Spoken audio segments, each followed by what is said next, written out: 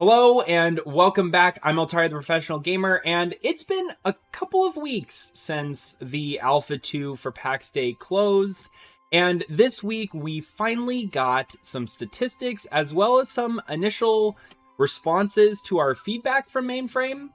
There's a lot of interesting stuff to cover, and I'm excited to get to all of that in today's episode of the PAX Friday Review, the show where we talk about all of the fun, interesting, new, and exciting information that is dropped for PAX Day this week. And like I said, there is quite a bit of exciting little tidbits of information, as well as a hint as to when we can expect early access for PAX Day. So I'm just going to go ahead and get on into it. If this is the kind of stuff that you enjoy, don't forget to drop a like down below, subscribe so that you can be notified whenever we come out with new PAX Day related content, and share with any of your friends so that they can be informed about the game as well. All right, let's go ahead and take a look at some stats and some initial feedback.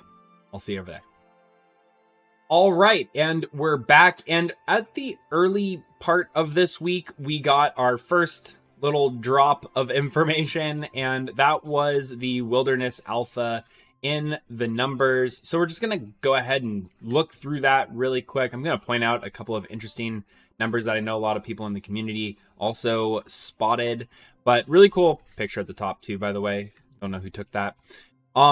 So at the very beginning, we just saw how many people on average were playing. 8 hours and 49 minutes. I know some people actually commented that 8 hours and 49 minutes seems like a relatively low number. It is important to note that this alpha was only a week long. It wasn't a very long alpha.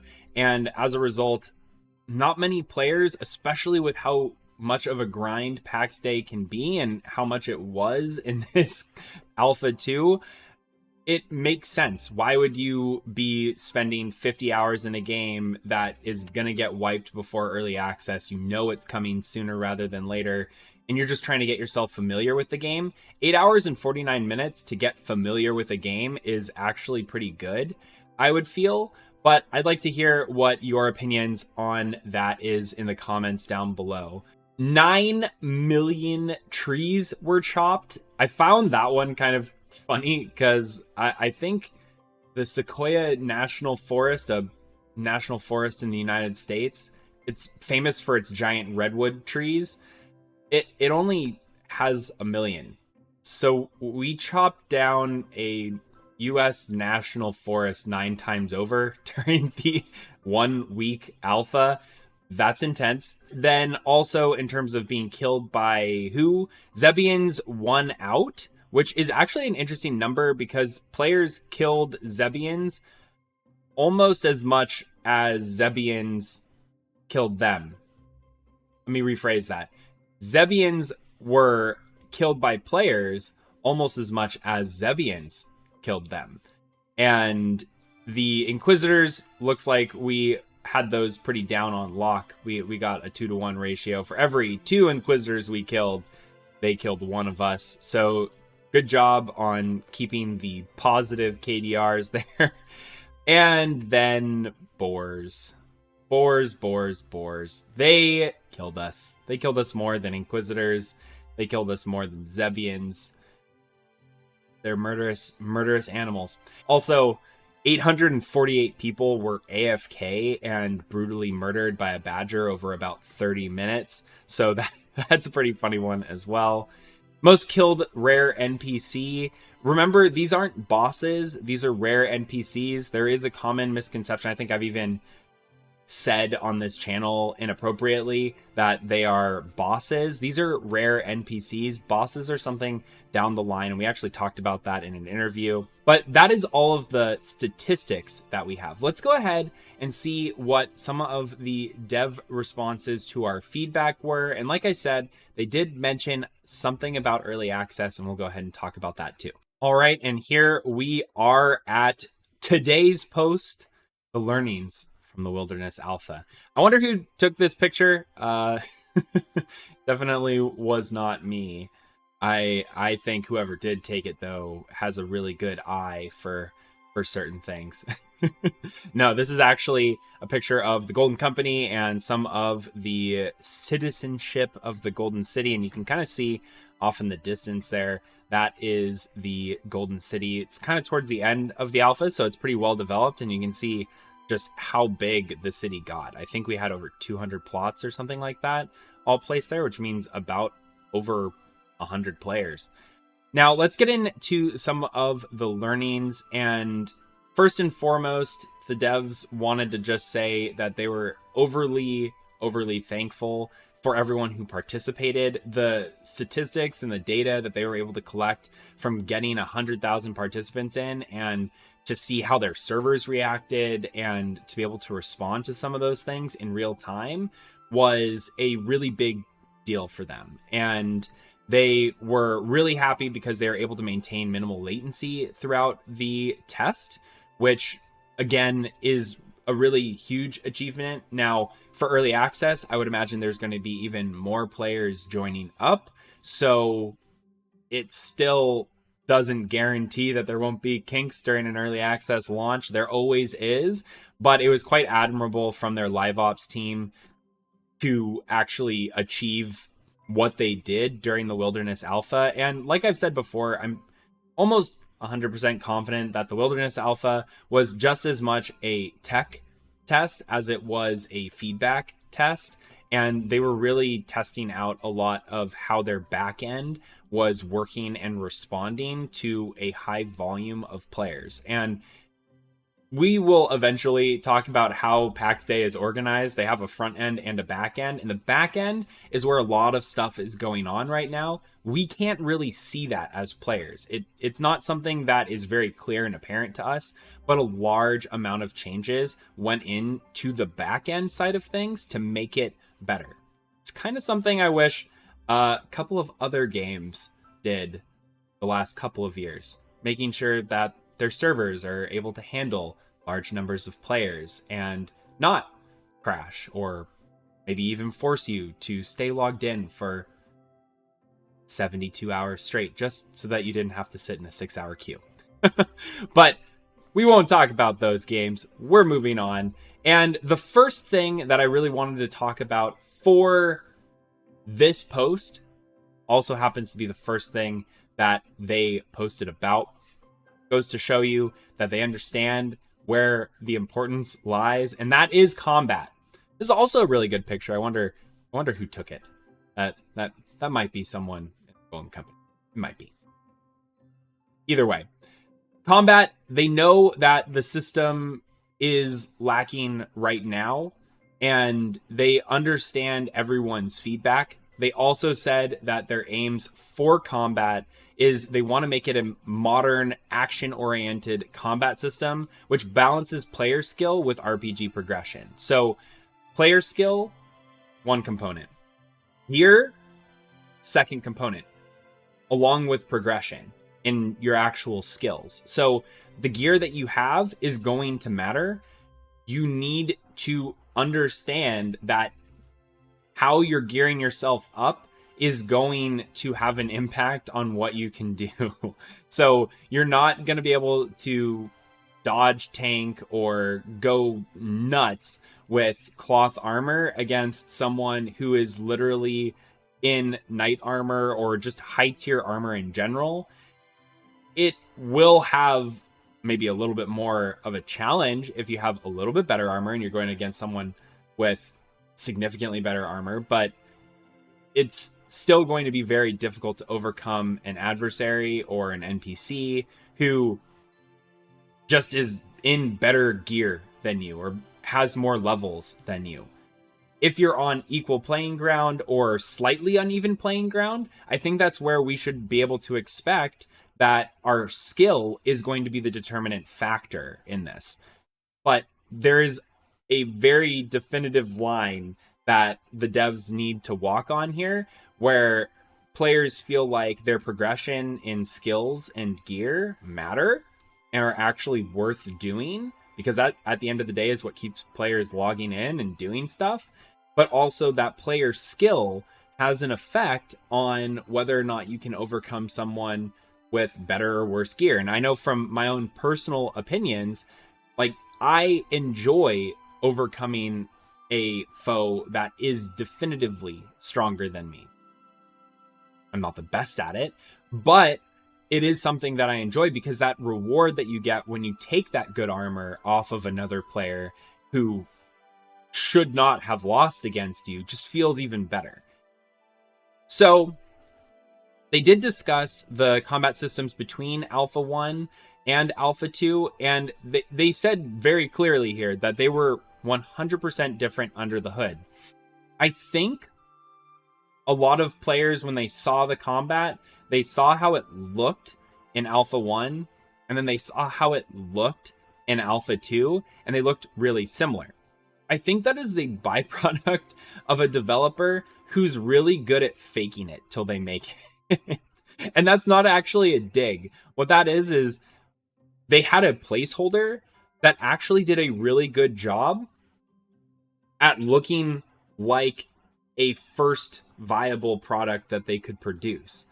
It had nothing similar between the two, and they kind of covered that in this section where they mention that there was no such thing as like proc effects or gear progression, stats, movement. These are all very different from where they were and where they are now, but they also understand that combat needs to feel good.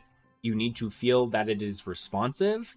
And as a result, they are implementing some changes based on our feedback. So they are going to be improving the movement and responsiveness during melee and give you more visual and audio feedback on your actions. So that visual component, I know many people, even in the comments of our videos, were talking about how there was really not adequate animations or visual indications of where damage was coming from, or audio indications of you getting hit. And when you're getting slammed with a hammer, you need to understand by the sound and the visual that that's a lot of damage coming in, and you need to do something about it, rather than just a small number clicking up on your screen and then maybe you see it, maybe you don't. Maybe you have to wait until your health bar goes like that, and then you're like, oh, I need to do something. So it is good that they're adding those changes. They do hear our feedback and they are working on it.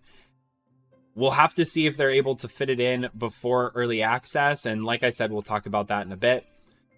They have also fixed some performance issues and the floating feeling of combat in Alpha 2, and they tuned the movement system so that melee attacks aren't locking you in place. So they're still locking you, but it's a shorter duration. We'll have to see exactly how that works next time we get into the alpha, but it's great to see that they've also done some rebalancing for gear, enemies. They also adjusted shield bash. That's a big one. I think the developers also mentioned that eventually, as they start building out all of the different skills and skill effects, that there's going to be a proc that comes up when you get shield bashed that decreases the effect of additional stuns of that type when you have additional stuns occur on you over a short period of time. So there's also going to be diminishing returns to things like shield bash in the future, but they recognize that it was very overpowered. It basically turned combat into who had the best shield bash, which is not ideal. Now, talking about player versus player combat, they did want to start off by apologizing to those who wanted to participate in the PvP, but they felt like they couldn't due to the shortness of the test, as well as the distance to get to said PvP zone. If you weren't in the know of where the PvP zone was when you picked your location, then you could have put yourself 30 minutes to an hour away from the entrance to the PvP zone. So that's already 1/8, 1/9 of the average player time would have been just commuting to get to the PvP zone. And then it's full loot. So if you die, then you're done, and it's another 1 hour to get back, and that's assuming you have extra gear that you didn't just spend 7 hours farming. They understand that They apologize for that, but it is something that they are working on, and they're intending to add additional PvP systems to the game to allow for more easy access to PvP, but also they're trying to not make it something that is mandatory that players have to do. So this full loot system that exists right now isn't something that you have to do. PvP isn't locking you behind any doors where you need to do it in order to get access to the best stuff. There is plenty of ways to get access to pure iron, for example, other than going to the PvP zone. So they're not locking you behind trying to get through a PvP zone in order to continue progressing in your gear or whatever it may be, but they are trying to make it as a hardcore system and see how far they can push it. And they wanted to see like where the system was really going. They did also mention that they want PvP to be consequential, and that's the point of the full loot and the open PvP areas. They are going to be providing more ways to access PvP in the future, and they'll be expanding those options outside of Lioness. So that is also good to hear. They also reiterated that Shield Bash did not do great things for PvP. It is being nerfed, so you won't be able to stun lock people in the future. And when you are PvP flagged, you'll no longer be able to see players on the map who aren't on your side. So there's no map vision that you can have anymore where you can see the players that are hiding off in the bushes. That means ambushes are back on the menu. Next up, they wanted to talk about crafting and resource harvesting. They made a lot of balance tweaks to recipes and considered improving the resource distribution to make some easier to find and others more scarce. One of the biggest problems that I really hope they do address in crafting and harvesting is when a player places their plot on top of a resource node, that resource node disappears. If that resource node was harvested before the player placed the plot, then they don't even know that they're blocking a resource.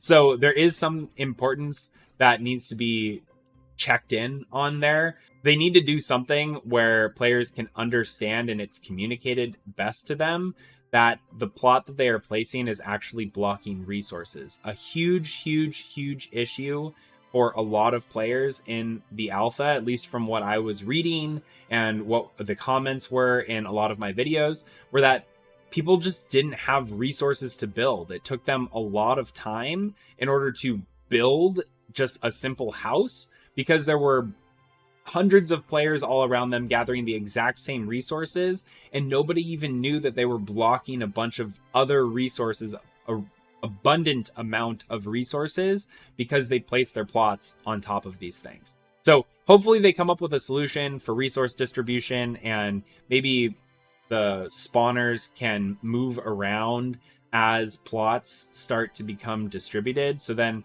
at least that is a solution in the short term, maybe. But it's going to continue to be a problem in Pax Dei, as if a group of players just wants to go and block another group of players, they can literally just go and burn their plots and place them on all of the critical resources near another player's city. And that is a form of PvP that you can't even really respond to other than just picking up shop and moving.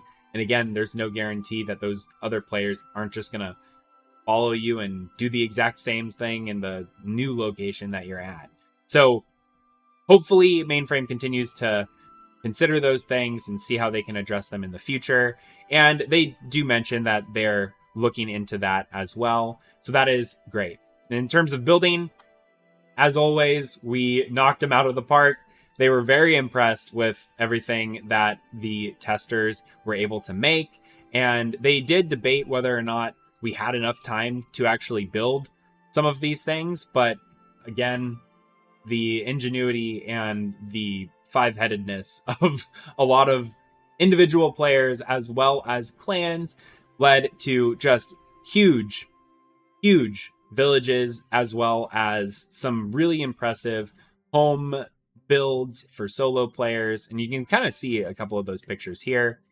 And they are looking at a lot of the different suggestions that players gave for building in terms of usability and also for new content. A notable part of the system that they're looking to improve upon is permissions. And this is a big one that I know a lot of clans have been asking for, where they need a more granular system of perms so that they can control who's getting access to like certain resources and to just be able to organize themselves a lot better. Perms is a huge part of that, and it is great to see that that is on their radar. They also said the first step will be to fine-tune them for clans with more member levels. So they are going to be adding membership levels, and then you'll probably be able to change like who can access a door based on their permission level. And then they're also looking for better ways to manage containers, crafting stations, for all of that.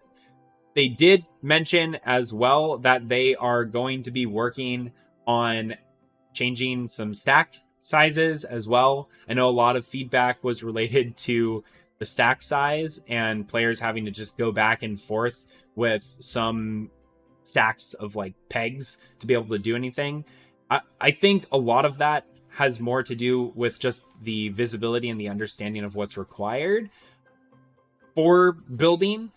But at the same time, it would be a huge quality of life improvement, even if it was just the materials are located in a special box that is on your plot, and you pull those resources from the plot rather than from your inventory. I don't know what they're planning to do on that, but any kind of quality of life improvement is always welcome. And they also did mention that they were working on fixing the inventory mishaps that were going on. I know when players were transitioning back and forth between the various zones, I had this happen to me a couple of times. Items would just disappear. And that was a problem, it seems like, with the communication between their back-end server and what we are seeing as players on kind of the front end. They also got a lot of performance data and profiling for the alpha, and they've already made many fixes that cause server and client stuns. It was truly impressive to see how they were able to change the back end part of the system while the game was actively running. That is pretty much all I wanted to cover today. There was a lot of information in just these bits. The last and most important thing, though, the one that I've been talking about this entire time, is we know you're eager to learn more about early access. It's coming for sure, and on time. On time. Stay tuned. We'll tell you more before too long. So, on time.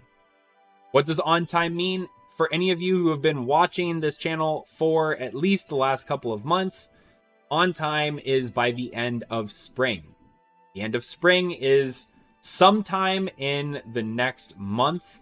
I think June 20th or somewhere around that is the technical last day of spring. Someone can correct me in the comments if I'm wrong, but our projections is that early access is probably going to be coming out at some point in June.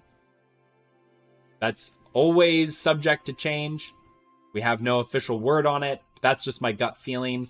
And this on time really is confirming that for me. So that's all we actually have for today. I hope you all enjoyed, found it informational, and I hope that we can have some more comments down in the comment section down below, or on the Professional Gamer Discord, or on the official Pax Dei Discord, or any of those places. And I look forward to getting to share more adventures with all of you in Pax Dei in the months, weeks, years, days, maybe, who knows, to come. And until next week, I'm Altari the Professional Gamer. Don't forget to like the video if you enjoyed it. Share it to any of your friends who might be interested in Pax Dei, and subscribe so that you can get notified whenever we come out with new videos from Pax Dei. Until next week, I'll talk to you later.